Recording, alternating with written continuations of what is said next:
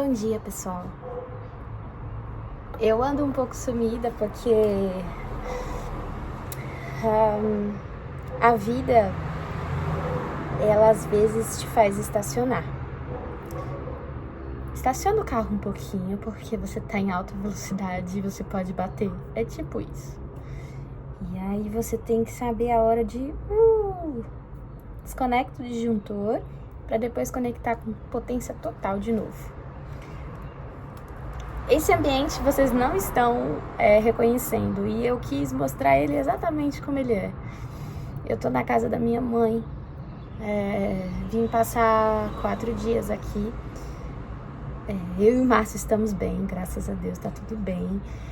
É porque às vezes nós somos insubstituíveis em alguns lugares. Cara, o Márcio falou um pouco da história dele, eu vou contar fragmentos da minha história. E aí vocês vão tirar as conclusões de vocês.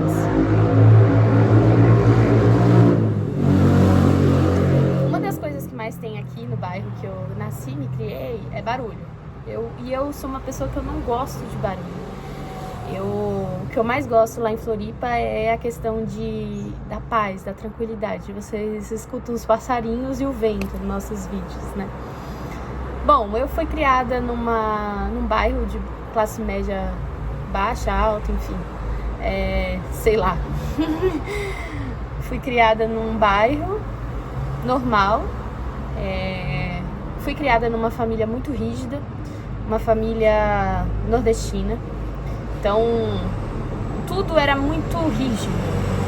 Meu pai passou fome, vendeu rede pelo Brasil inteiro, até conseguir ali ter alguma coisa. Então, até os 22 anos dele, ele não tinha concluído o ensino médio. E a infância dele, a adolescência dele, ele carregava cana de açúcar e cuidava de gado. E essa é uma história comum na infância de nordestinos, da última geração. Da geração antes que eu, né? Que nós. Enfim, a minha mãe também estudou até a 4ª série, mas foi a pessoa que me ensinou a ler. Foi a pessoa que largou a roupa do jeito que estava. Ela estava lavando roupa e aí eu cheguei com 6 anos de idade com um livro para ela e falando que eu queria ler aquele livro, eu queria saber o que estava escrito ali, eu não queria que ninguém me lesse. Eu queria lesse para mim, eu queria ler. E aí foi. Ela me ensinou a ler. E eu me emociono, porque é uma mulher muito simples. Uma mulher muito simples, que sofreu muito no casamento dela com meu pai. E o impacto disso foi em nós, filhos. Eu sou a filha do meio. Meu irmão mais velho, que vocês vão ver, que eu vou colocar um trechinho do que eu tava fazendo com ele aqui. Ele é um rapaz especial. Ele é neuroatípico, como é um termo politicamente correto agora. Ele nasceu com uma síndrome muito rara. Ele sabe escrever o nome dele. Ele reconhece sílabas, reconhece números, mas nunca se alfabetizou, nunca casou e vive uma vida no mundo dele. Às vezes eu penso que, ele vive no mundo paralelo, sabe? Sei lá, mundo reverso mesmo. Enfim. E detalhe, ele gosta de super-heróis por minha causa. Então, toda blusa que eu chegava de super-herói, porque eu tinha coleção, eu tinha que trazer uma GG pra ele. Enfim. Mas esse vídeo também eu vou trazer um pouco da minha história. Então, assim, eu comecei a trabalhar com 16 anos. Minto. 12 anos de idade. Meu pai sempre foi uma pessoa que ele queria mesmo fazer as coisas, né? Então, a casa aqui que a gente morou foi ele que construiu. Tinha ajuda de pedreiro, mas ele praticamente fez tudo com as próprias mãos. Então, ele colocava os filhos para ajudar. No caso, eu e o Bruno. A minha irmã, ela não morava com a gente, né? Então, ela não participava dessas coisas. Então, eu tinha uns 12 anos e aí, assim, o melhor dia da semana pra mim era segunda-feira, quando eu ia pra escola. Porque eu não ficava em casa. Porque aí eu não tinha que ajudar na construção, né? Mas enfim. Então, com 12 anos, a minha mãe fez uma cirurgia na mão. E com 12 anos eu cuidei da casa. Cozinhei, lavei, passei, fiz tudo. Com 16 eu comecei a trabalhar fora. E quando eu andava tipo uns 5 quilômetros por dia para economizar o dinheiro do ônibus para eu guardar para mim, né? Aí com 17 eu também fui jovem aprendiz, aí fui efetivada, enfim, eu trabalho desde cedo, então eu já trabalhei como auxiliar administrativa, telemarketing. Cara, quem é de São Paulo vai me entender. Eu andava 9 horas da noite no Vale do Anhangabaú. Eu atravessava o Vale do Anhangabaú porque, tipo, ou eu ia de ônibus ou eu ia te pagar metrô e ônibus. E nem sempre tinha dinheiro pra pagar metrô e ônibus. Eu sempre fui uma pessoa que queria fazer tudo por mim. Então eu não queria, tipo, pedir dinheiro pra ninguém, sabe? Ou eu tinha o meu dinheiro e tinha que ser ali, eu tinha que dar um jeito de aquilo funcionar. E assim era. Então eu ia pra faculdade, acordava umas 4h30 da manhã, ia pra faculdade de fisioterapia. Saía por volta do meio-dia, chegava no trabalho às 2 da tarde, saía às 9. Era telemarketing, banco. E aí eu saía 9 horas e ia até o Vale do Anhangabaú pegar o busão pra vir pra cá, que tinha um busão direto pra cá, né? E assim, chegava às 10 da noite, estudava até meia-noite e dormia algumas horas. E era isso aí. Por uns 2 anos, essa foi a minha vida.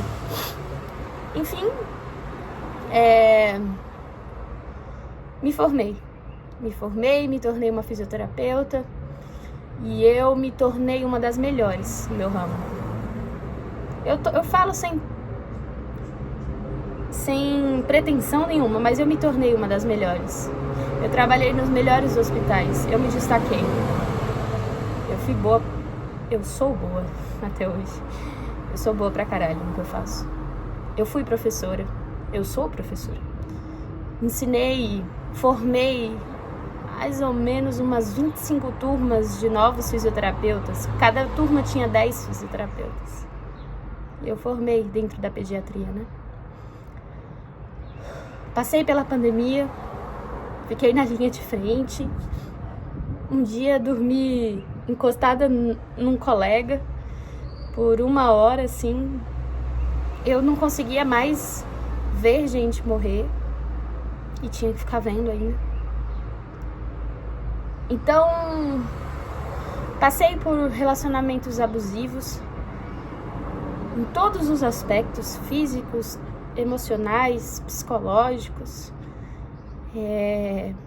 Sofri tudo que uma mulher poderia sofrer. Mas eu nunca perdi a minha fé. Eu sempre coloquei o meu caminho diante do Senhor. E às vezes eu até me enfureci e falava, porra, mas não tá bom de provação? Aí a gente vai ler Jó e fala, não, ainda não tá bom. Quando a minha pele estiver fora do meu osso, aí talvez... Eu tô fazendo esse vídeo, são fragmentos da minha história, né? E quando eu conheci o Márcio, ele trouxe a história dele. E a história dele tinha muitos encargos. Mas eu escolhi. Eu escolhi enfrentar, né, os meus medos, as minhas inseguranças. Escolhi. E todos nós temos o poder de escolha. Esse vídeo é sobre a vida, não é sobre o intraday, sobre o mercado, mas também é sobre o mercado, porque na verdade ele vai refletir muito a sua vida. Eu lembro que uma vez o Márcio mostrou pro meu pai, né, um vídeo de eu operando, uma fase boa, lá para outubro, novembro do ano passado, eu tava voando. O meu pai simplesmente ignorou. E eu era uma época que eu ainda precisava de muita aprovação, sabe? Mas assim, foi simplesmente ele ignorou, porque ele não acreditava. Ele achava que o mercado era tipo um passatempo, sabe? Não sei o que ele pensava. E aí eu me desmotivei bastante. Deixei a crítica não construtiva entrar dentro de mim. Enfim, aí eu passei um período num hospital lá em Floripa e foi muito bom porque nós precisávamos, eu e o Márcio precisávamos que eu estivesse trabalhando lá por algumas coisas que vocês ouviram num vídeo dele. Então, eu fui pra ele o que ele é pra mim. Sem mais nem menos.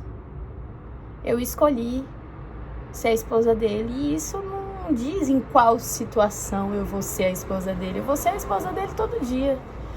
Da hora.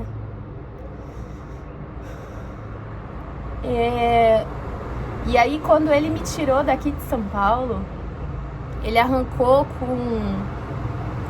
Eu fui e arranquei, assim, todas as minhas raízes daqui. Eu nunca quis morar aqui. Eu sempre soube que eu ia sair daqui. E eu almejava de todo o meu coração o lugar que eu moro hoje. Mas eu queria falar sobre um ponto importante. Onde você é insubstituível. Hoje, essa semana, eu escutei a frase: você faz falta, Gabi.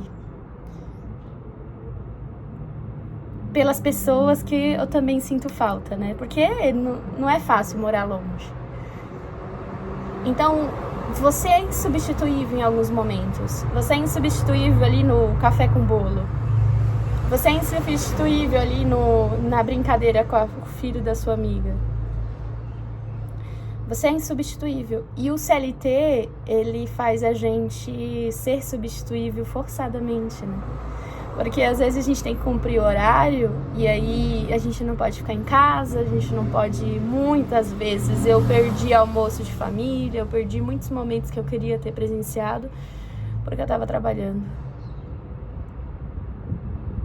E aí hoje eu pude tirar uma semana pra vir aqui. Ser insubstituível.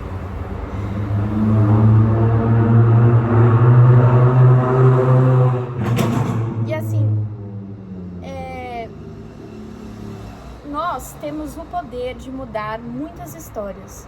É muito doido como nossa vida ela está conectada à vida de outras pessoas.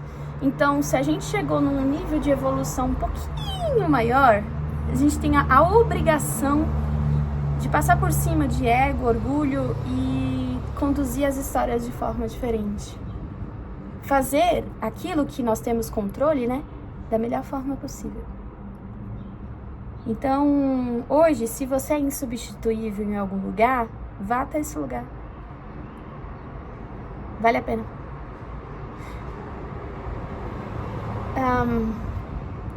O Cortella é um dos meus filósofos da atualidade favoritos e ele diz legado.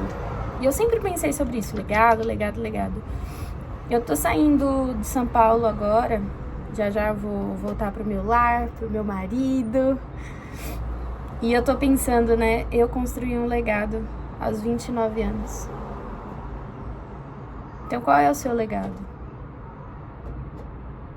Hoje em dia eu sou um exemplo para as pessoas que fazem fisioterapia. Eu escutei as pessoas dizerem: eu quero ser um dia igual a você. E eu falo: caramba. Isso é um privilégio. O meu irmão, mesmo com todas todas as dificuldades dele. Mesmo com o mundo dizendo é impossível, ele foi lá e já montou o segundo quebra-cabeça de 2.000 peças dele. Detalhe, o segundo foi em 3 meses. Agora ele tá começando a montar um de 3.000. E eu tava separando as peças com ele. Então, assim, o que é, senhor mercado financeiro, que eu não dou conta? O que é que você é mais assustador? Comi o pão que o diabo amassou. Como diz o Márcio, ele fala uma coisa horrorosa. Mas enfim, ele fala sobre o diabo, né? O que é que eu não dou conta? Eu fui Jó e a face do Senhor sempre esteve comigo. Então, o que é que eu tenho medo da vida? Do que é que eu tenho medo? Do que é que você tem medo? O que é que a gente não é possível? O que é que não é possível pra gente? A gente é possível de qualquer coisa. Nós podemos qualquer coisa. Então, esse vídeo, eu sempre falo, né? Esses vídeos parece que eles são pra vocês, mas eles são mais fortes até em mim. Mas essa é uma mensagem pra você que eu preciso passar.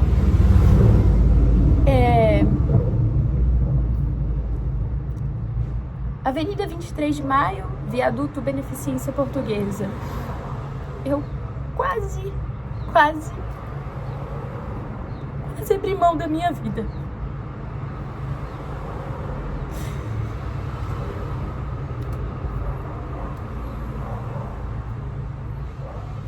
Mas eu não era substituível.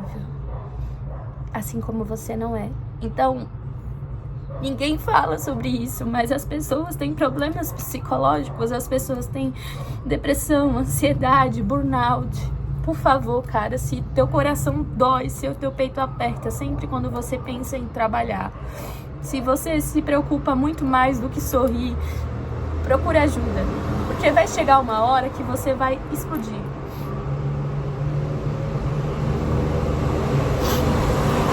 Só que você não é substituível. Então, fale. Procure alguém de confiança e fale o que você sente. Porque você não é substituível. Tome escolhas. Faça escolhas hoje. Que você não vai se arrepender de ter feito. Independente do resultado. É disso que a gente está falando no trade. Faça uma escolha que, independente do resultado, é isso que a gente tenta passar para vocês. Não é que foda-se o dinheiro. Independente do resultado, você vai ter orgulho da sua escolha. Capite? Compreendere? Capitare? Per favore? Dio mio. Entende isso agora, porque pode ser tarde demais depois. Juízo e gerenciamento de risco. Semana que vem a guerra recomeça. Eu vim aqui e estou feliz por ter vindo, por ter sido insubstituível nesses pequenos momentos com essas pessoas que eu amo. Mas estou voltando pro meu marido, que é o meu lar, é a minha família. E isso é um privilégio. Valeu? Falou? Tchau. Esse aqui, essa varanda já foi o melhor lugar.